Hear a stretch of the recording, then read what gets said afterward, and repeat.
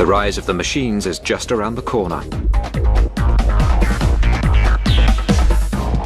Robot technology is moving into a whole new world. It is the stuff of science fiction. But should we fear the robot of the future?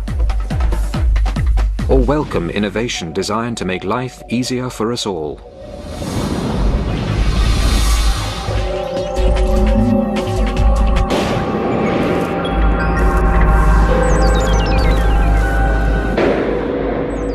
In the near future, robots may run our world. They could manage our cities, our money, even the details of our private lives. They don't have minds of their own, but could they? If they did, what would happen to us? We've seen it at the cinema. Man wiped out by creatures of his creation. For example, in the movie 2001, we had this beautiful spaceship with the state-of-the-art computer technology, and HAL was to carry out all commands given by humans. However, you know how humans are. We're messy. We give sloppy commands, and commands were given to the computer that logically could not be carried out. And so the robot said, well, if the humans give me orders which cannot be carried out, the only logical way to carry out these ridiculous commands is to eliminate the humans. And that's precisely what the robot did. That's the problem with robots. No common sense. Man's innate ability to think, decide, and act has not always served the human race well. But wouldn't a world run by robots be worse? Much worse. If there's an earthquake, all of a sudden we have a shutting down of the water supplies.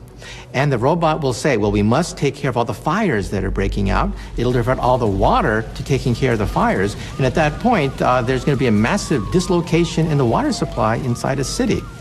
And the robot will simply not know which catastrophe is more important than another catastrophe. But such scare stories aren't slowing down robot research. In Japan, scientists are competing to recreate the human race in metal, plastic, and silicon.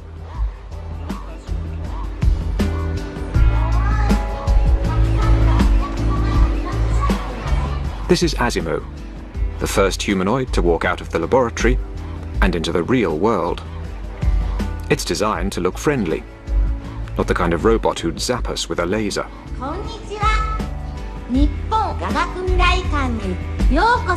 Every step Asimo takes has to be pre-planned, and its batteries only last for an hour. But it's taken nearly 20 years to get this machine up and walking. Masato Hirose was the project's chief engineer. It's our dream to come up with a robot that could be useful in people's everyday lives. I am 46 now, and it would be nice if I could make Asimo into the kind of robot I could use myself in the next 10 years, by the time I'm 55. Asimo's predecessor started off as just a pair of legs. Even so, he was a top-secret project. Scientists didn't want anybody to see their progress or witness their failures. This robot, built in 1986, could only walk in a straight line and needed nearly 20 seconds to take a single step. Picking up the pace was a huge challenge. To walk upright, a person uses 200 muscles, all controlled by the human brain. For a top-heavy robot to walk on two legs, its computer has to perform a constant balancing act. No matter how many times we tried to do this, it always fell over. We refined it day by day, over and over again, and finally got the robot to walk. Engineers spent years monitoring human body movements and then programming their robots to recreate them. It took 4 years to get the speed up to 1 kilometer an hour. It took another 2 years to get the robot to cope with slopes and stairs. Finally, in 1993, there'd been enough progress to attach the legs to something that looked like a body. P1 was almost 2 meters tall and weighed 180 kilos, twice the average weight for a man that size. But its successor, P2, was much lighter and more compact. The first time I saw Honda P2, I was impressed and amazed. It was walking without wires. Everything was self-contained, onboard computers, onboard batteries. So it was impressive on that level, but also just because Honda was able to keep it a secret for 10 years. This is the latest model to emerge from the lab, and is a sign of what may one day be in our homes.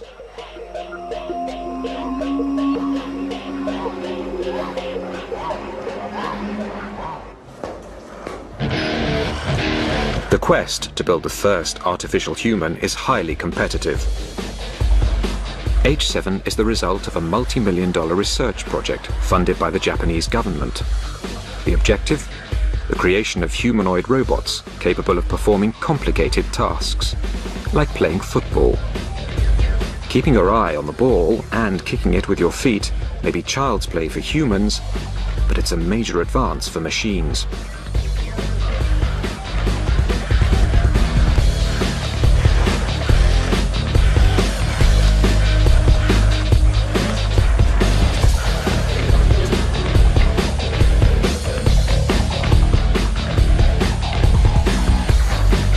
James Kuffner developed much of H7's software.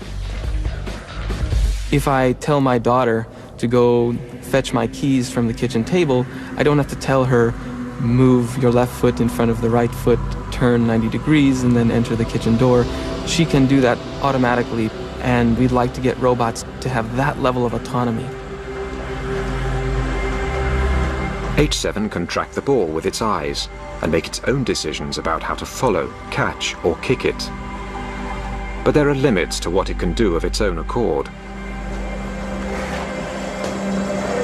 H7 may have mastered football, but it's not so good at other sports.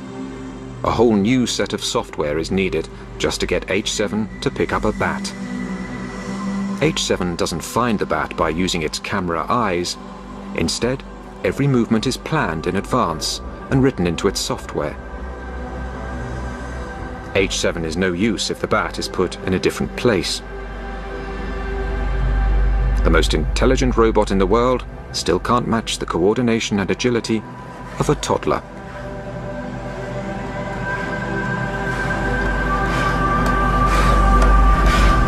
The software that I wrote for H7 took over 5 years to develop and over 100,000 lines of code.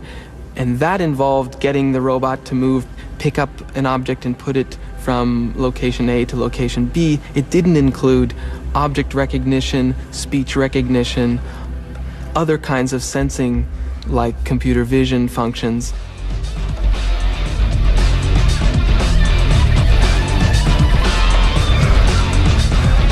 Robotics research has a history of constantly reinventing the wheel. Every time a new machine was developed, they had to write again from scratch the software to control it. So I really believe that we're not going to be able to make progress in robotics without some way to build upon the lessons learned. Despite the challenges, scientists are pushing forward the development of humanoids, believing there will soon be a need for them in the home and the workplace.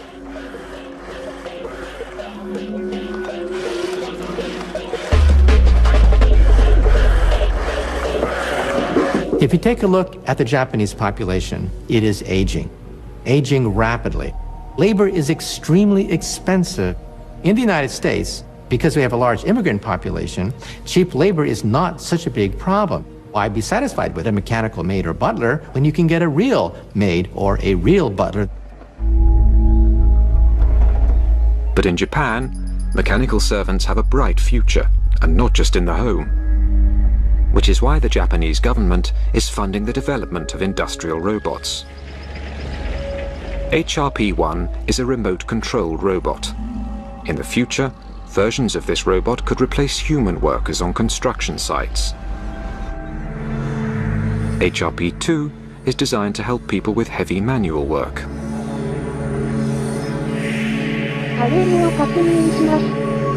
It's remotely controlled by instructions given through a headset.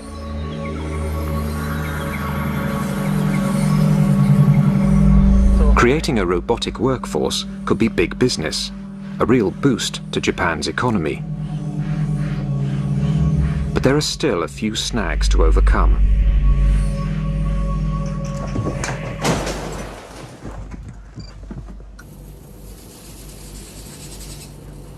Staying upright is a delicate balancing act. Humans who have 10 billion neurons in their brain have spent over 2 million years learning how to do it.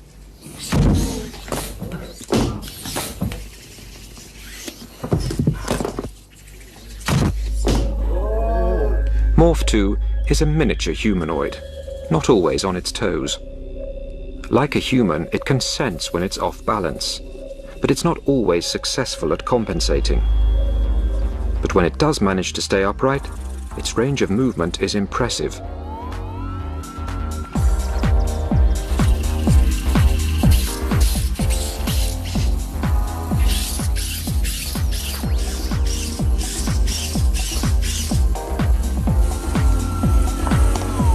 A whole new meaning to agility tests. This is Morph 3. Its incredible flexibility is made possible by 26 joints, all coordinated by 133 sensors and gyroscopes, which detect changes in pressure and position. But they can't process all that information as quickly as humans, which is one reason they fall over so often.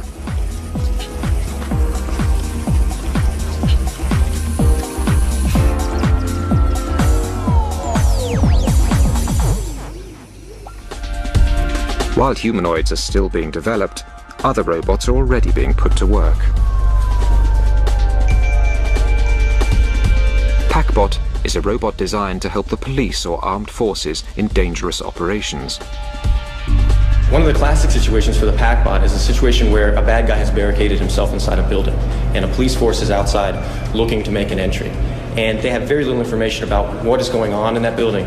So the robot is designed to climb stairs, climb into that building, look around, essentially put eyes and ears inside that building, give an idea where the doors are, where the stairway is, where the bad guys are, how many bad guys there are, if there are good guys, and if the bad guys are still alive. PackBot can be controlled from almost a kilometer away. It's a versatile robot, equipped with cameras, microphones, infrared sensors and sonar. The satellite navigation system tells its operator where it is, as well as the roll and pitch of the terrain. We're looking at adding chemical sensors, bomb detection sniffers, mine detection platforms. Basically any kind of sensor that you can come up with, we can incorporate on the back of the robot.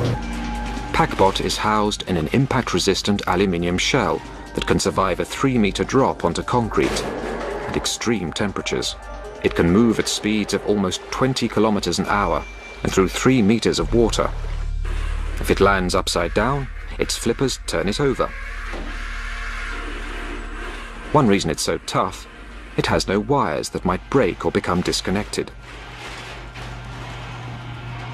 I'm at the landing, clear at this point. Is the way clear? Clear. 1, 2, 3. Go. This is only a police exercise, but PackBot has already seen real-life action, having worked at New York's Ground Zero, helping in the search for survivors.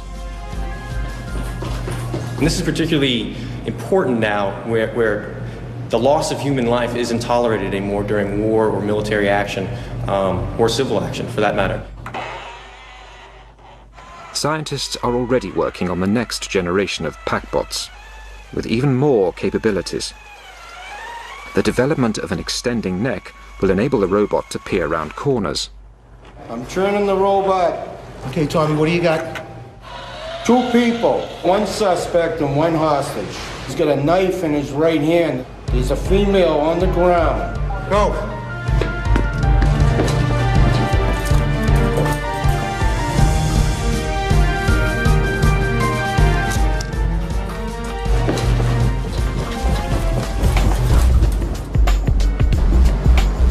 At the moment, PackBot works alone.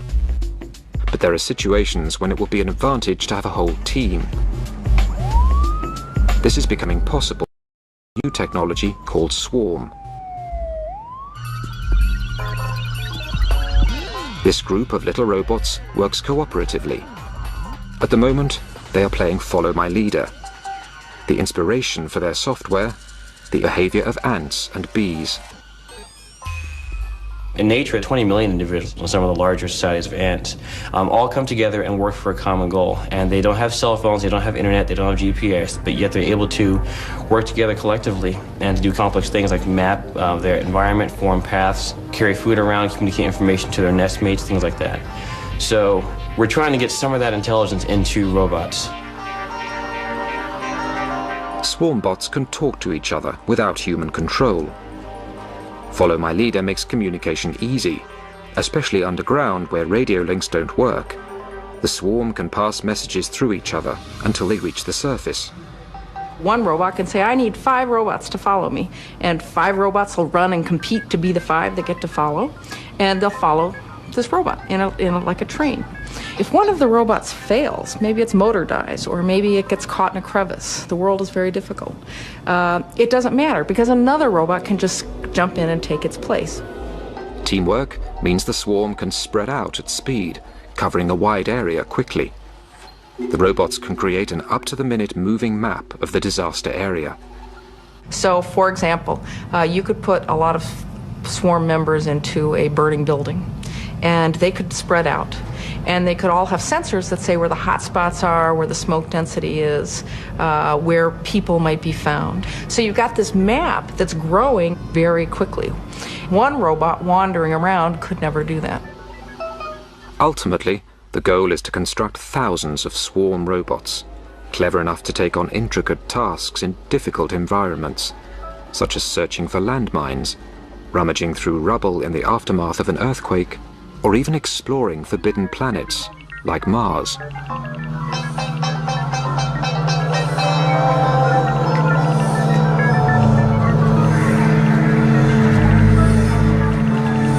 Another idea is that by having a large number of robots, they can all be relatively cheap.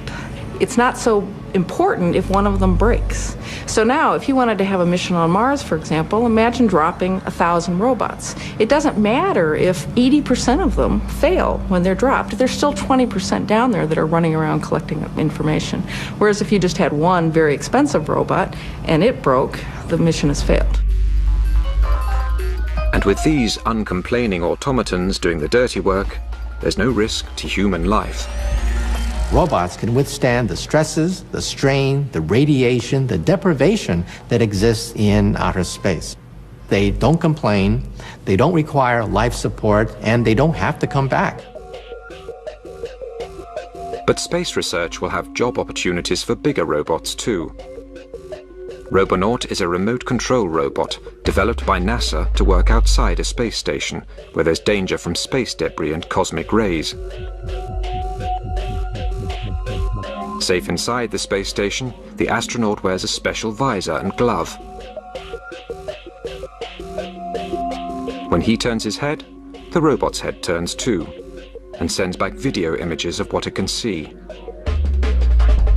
When the astronaut moves his hand, the robot mimics the action. One advantage of humanoid robots is that they can work with tools and equipment designed for people to use. But if you don't live in a space station, you might want something a little bit friendlier around the house.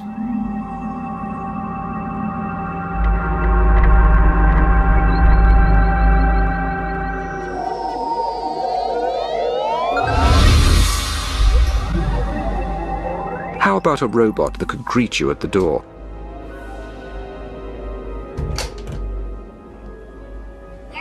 This is Paparo, the first domestic robot, coming soon to a high street near you. Hello. 調子はどう? I'm fine, thank you. Yakko. Paparo stands for Partner Personal Robot. It's a PC on wheels. It could act as your personal secretary.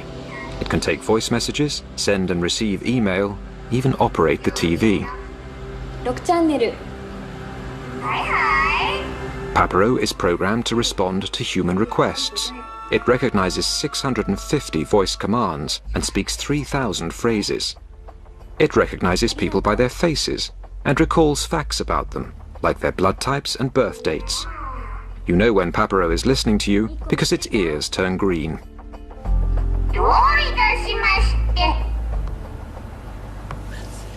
Papero can easily be linked to the internet or telephone. This means that humans can check what's happening at home when they're away. For example, if you can't remember whether you turned off the gas cooker, you can use Papero to see pictures inside your house. You can also check on your pets at home. And because Papero is compact and on wheels, it's very stable. It won't crush small children or trip over pets. And if it does bump into something, it's unlikely to do any damage. Papero likes to be stroked. This tells it that you're pleased, and it remembers its good behavior for future occasions. And if you need a dancing partner, Papero is definitely for you.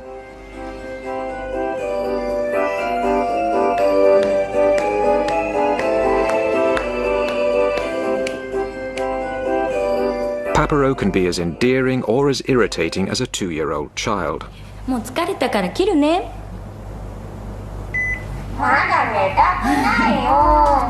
But it has one great advantage over any toddler.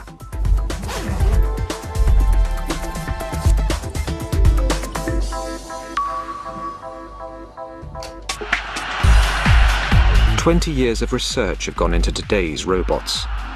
But are they ready to join the workforce? Our robots today have the collective intelligence and wisdom of a cockroach, a retarded cockroach, a lobotomized retarded cockroach. However, because of the doubling time of computers, I think that by the year 2020, we may have robots that are as intelligent as mice, perhaps as intelligent as a dog. If robots are really going to be useful, they're going to have to learn how to learn. The dream of developing a human robot has endured for decades, and substantial progress has been made. Now they can talk, walk, and sometimes outsmart us.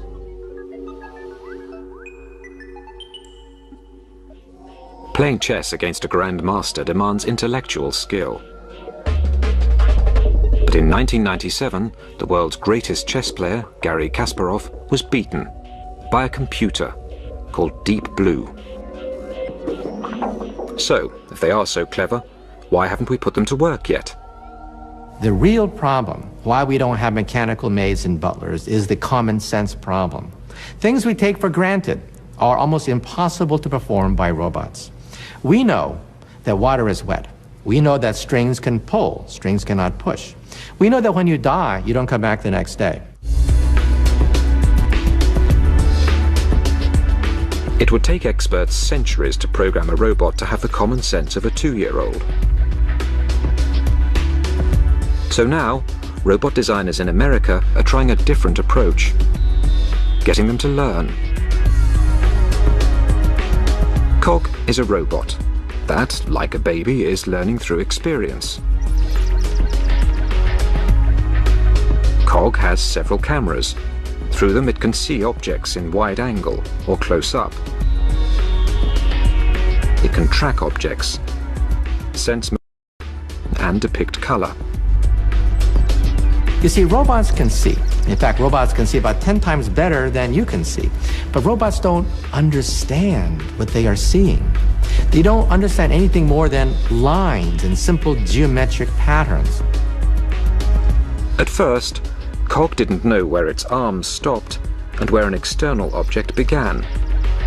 But by seeing and poking these toys, Cog is slowly learning the map of its own arm and how to distinguish a particular object from the background.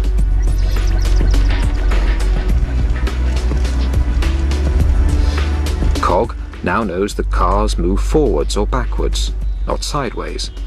So, even when the car is placed in a different direction, Cog hits it from the front or back.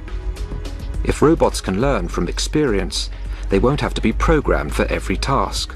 But this initiative is still labor-intensive. We'd like to be able to take that robot in the future and show it, here's how to do the ironing. You know, you fold it this way, you do that, and that's how to iron. You do it now. We'd like the robot to understand that, be able to map it to its own body and do the task. This is K1. K1 isn't doing the ironing yet, but it does try to copy its programmer's workout.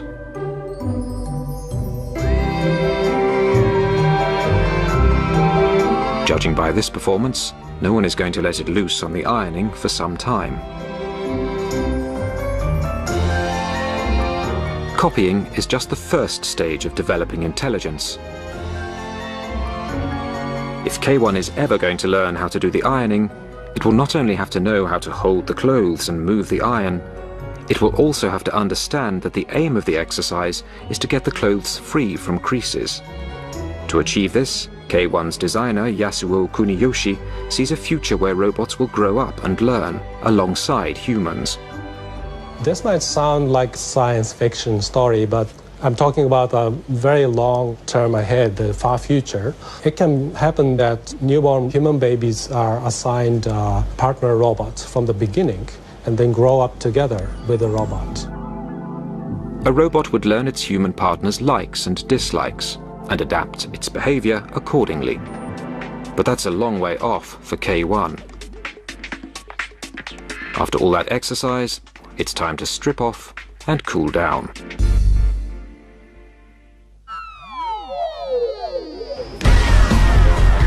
Hockey here. Okay, you go, dude. Now you're playing. Darren Bentivegna is teaching DB to play air hockey.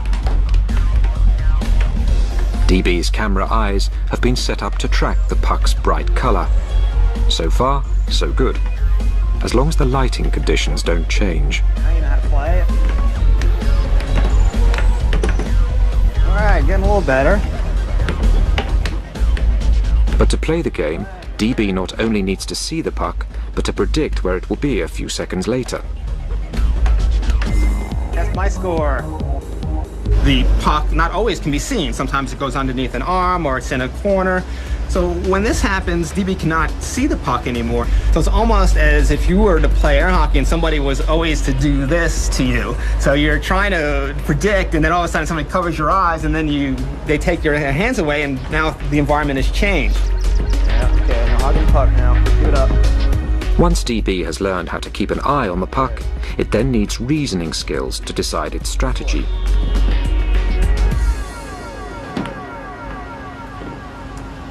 Having chosen its shot, DB needs the motor skills to execute it. And all these seeing, reasoning and action skills need to happen instantly. The puck waits for no man and no thing. Is it worth all this effort just to teach a robot a game? Through verbal communication, you could tell DB or teach DB new skills as you would teach a person. So, for example, if you wanted to have DB do ironing in your home, you would have DB in the location and you would tell DB, watch DB, this is how we iron. We take the iron, we move it across the clothes, and we look for the wrinkles, and we make sure we don't burn. And it would know about all these items through these communications, and little by little build up more and more skills. One day you'll be able to play as good as this. Well, I'm hoping you'll be able to play better.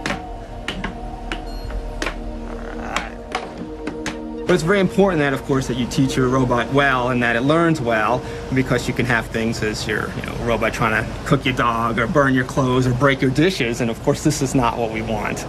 If robots could learn and repeat tasks just by watching, they could become invaluable in the workplace. Other developers are taking the concept of a human robot one step further. They hope to produce a robot that not only copies our movements, but also our emotions and facial expressions. Fumio Hara directs the Faced Robot program at Tokyo's Science University. The easiest expression to replicate is excitement. The corners of the mouth move up and the eyes go down slightly.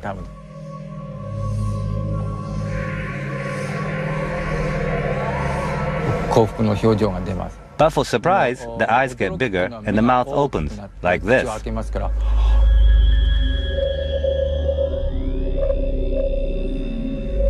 And for fear, you're scared. Everything tightens up, and the eyes are slightly bigger, and the mouth horizontal.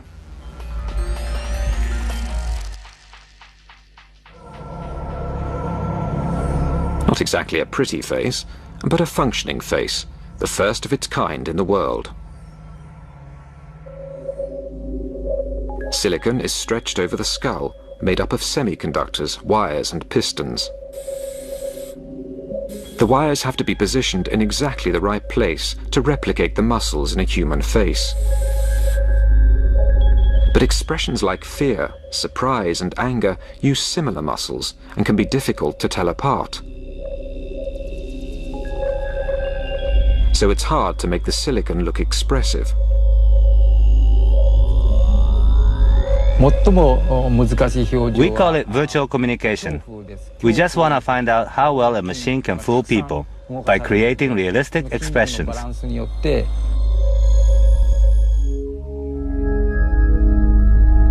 Hara believes that a great deal of communication is through facial expression alone. To communicate effectively with humans, robots will need to express feelings we can understand. With the help of tiny video cameras mounted behind the eyeballs, this robot can already read human faces and copy what it sees. It's programmed to recognize and recreate 6 emotions. But Hara wants to give the face a voice so the robot can not only look angry, but sound angry.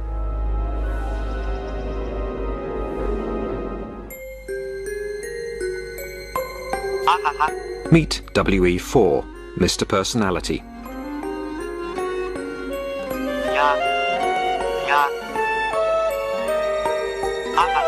It really seems to enjoy tracking a red ball and doesn't like being ignored. It shows surprise when the scientist opens a bottle of vodka, but it does like the smell. WE4 can make expressions of disgust, fear, anger, surprise, sadness, and happiness.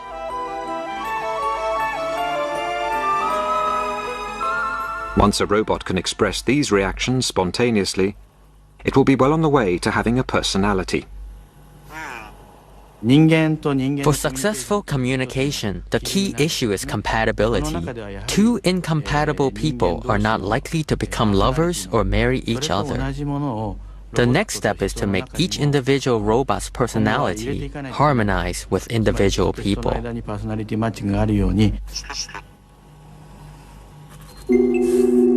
Rodney Brooks is developing a sociable humanoid robot he calls Kismet. Do you want to talk to me today? What do you think? More than that. I'm too close? What if I get this close to you? What do you think?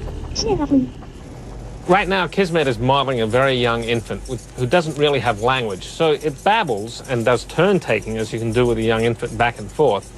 But there's not too many words that it understands, and it can mimic a little bit, and we're having it learn about simple objects by talking to it. Can you see me? Yes. No, that's a bright light, isn't it? You're much more interested in the bright lights than my face today. Come over here. Kismet engages with people through an expressive face-to-face interaction. Brooks was inspired by infant social development and psychology. Hero. Kismet has a bunch of different emotions, and it will react differently to the same stimulus depending on what emotional state it's in. Sad. So we never know from minute to minute or even day to day how it's going to interact with us. Then, Ralph. Hello. Hello. Do you like me? Yes. Kismet was designed to react to social cues and learn from a human instructor. Kismet, say horsey. Say horsey. Horsey. Good robot. There you go. Yes. Yes. Yes, Kismet. 15 computers are involved in making Kismet either bored, lonely, stimulated, tired, talkative, or silent. It's still only a rudimentary personality, but robots are slowly becoming more and more like humans. Very smart robot, isn't it? I think we'll still want plenty of robots that don't have any emotions. My refrigerator works 24 hours a day, 7 days a week, and I don't want to feel sorry for it having to work so hard. But I think there may be some roles for emotions in robots that we want to interact with on an everyday basis, because it's a very intuitive way of us understanding what's going on. Robots are already in the workplace, and they may soon be in our homes. But what about more intimate, life-changing involvement?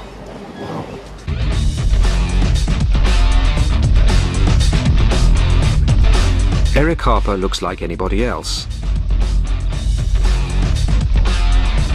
But one part of his body is completely robotic. 9 years ago, Eric lost his right arm in a printing press accident. The day I lost my arm, I had been working late. The rest of the shift had gone home, and I jumped up onto the machine and actually fell in and was drawn into the machine, and then it shut down. My arm stuck in the press, and day shift isn't going to come in till 5:30, so I have 4 hours to wait. Eric was eventually rescued, but most of his right arm had to be amputated. I was right-handed, and having lost my arm, it was like, oh, well, this is going to kill me? No. I'm going to go on. I'm going to do what I want to do. I have a life to live, and it's not going to stop me. The robotics in Eric's new arm are designed to respond naturally to his body movements. The arm consists of microprocessors, circuit boards, motors and gears. It weighs nearly 3 kilos. Electrodes in the socket receive electrical impulses from what's left of Eric's muscles.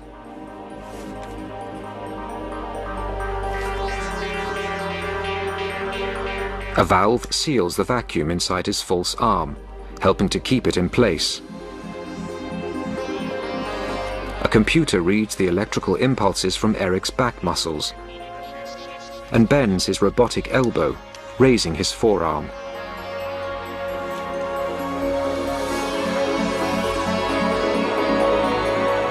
Eric can make his hand close by flexing his biceps and open by flexing his triceps.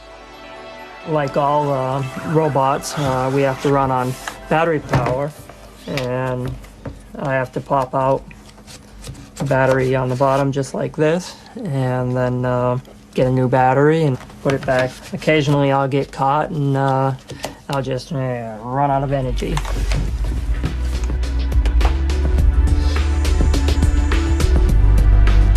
Eric's arm, although not perfect, has changed his life. So will this technology one day be able to improve our brains as well as our bodies?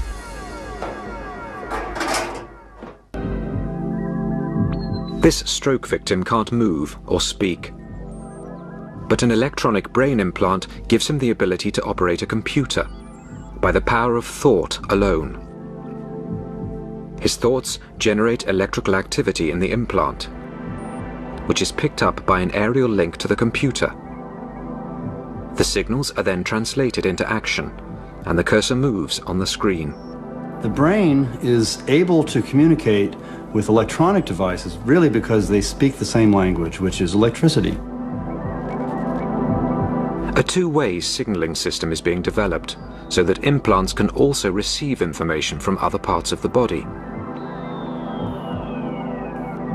We want to bring touch into the brain directly using stimulation through arrays of electrodes in the brain.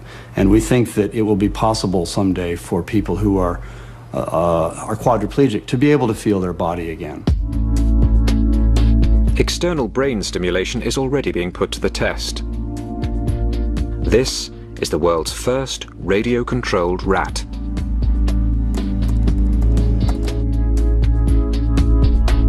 I didn't set out to make jihad ninja rats. What we wanted to do was an experiment that gave us a sense about how well animals understand signals that come directly into their brain. Rats have poor eyesight. They use their whiskers to find their way around in the dark. 3 electrical probes, each the thickness of a single hair, were implanted in the part of the rat's brain that picks up signals from its whiskers. The operator can direct the rat by typing commands into the computer. In one way, you could compare the system to a child's remote-controlled car. An operator stands with a laptop and sends out key signals.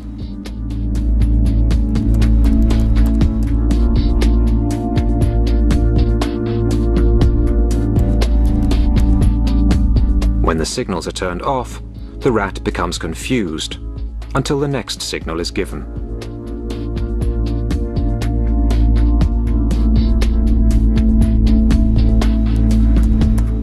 Dr. Talwar believes his remote-controlled rats could be very useful. At the time we were doing the experiment, 9/11 happened in New York, and we were looking at these images on television, and it occurred to us that what we have in front of us could be a very cool technology to solve many of the search and rescue problems. Rats could be invaluable for search and rescue amongst wreckage, or for sniffing out hidden landmines. Unlike clunky machines, rats are familiar with rough terrain and small spaces. The concept has not been well received by animal rights groups. Such experiments will be regulated and may be limited if they're shown to cause unnecessary harm or stress to the rats and mice. But one day, humans might choose to have brain implants themselves. As the baby boomers of the world get older and older and more scared of falling apart, I think you'll see lots and lots more medical pressure to augment our bodies and improve them through putting direct silicon digital connections inside our bodies. We've seen time and again that what starts out as a technology for helping people who are ill or sick or injured then becomes optional. And the great example of that is cosmetic surgery. It started out for helping people with burns, but now cosmetic surgery has a whole life of its own for improving people's looks and well-being. If this is what we're prepared to do to make ourselves more beautiful, what would we do to be brighter, more talented, more athletic? We could give people supranormal senses. We can give them the ability to have ultrasound. If you have ultrasound, then you can detect the presence of objects near you without seeing them. If you might be able to use infrared, which would allow you to see in the dark. You might have supranormal reflexes. You'd be able to hit a baseball coming at you much faster than you can now.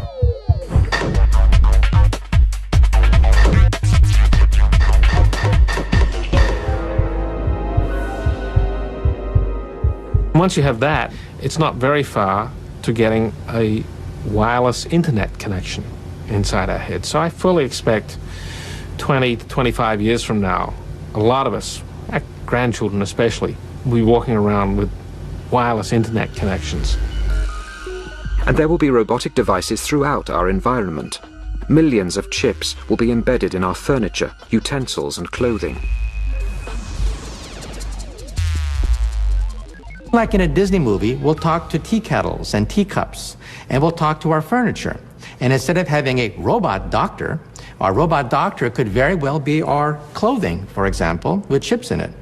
Our clothing will monitor our health, our heartbeat, monitor our bodily fluids, and in case of an accident, our clothing will alert the authorities and download our entire medical history before the ambulance arrives. The rise of machines could be just around the corner. And this may be a source of hope, not fear, because the robots running our lives are unlikely to be the metal and silicon creations of science fiction. They'll be part of us. The future of robots is us, and us will be the robots. The combination of person and robotic technology is going to be far better than any pure robot that we can build. Our new robo-beings. A collaboration of man and machine, flesh and technology. Not Homo sapiens, but RoboSapiens. United in structure, brain, heart, and soul.